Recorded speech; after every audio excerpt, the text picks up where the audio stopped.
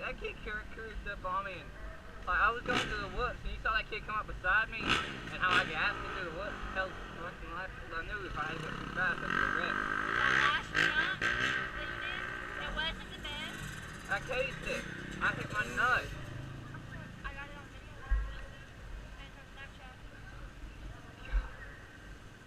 See, I cut another kid off. So I was like, God, here we go again. I have to cut kids off and hopefully get where I need to be. I love you, but you did good.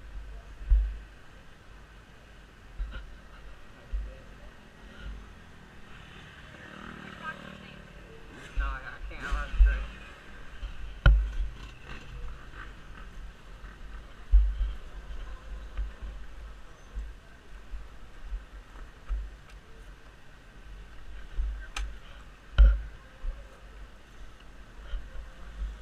That's another second today.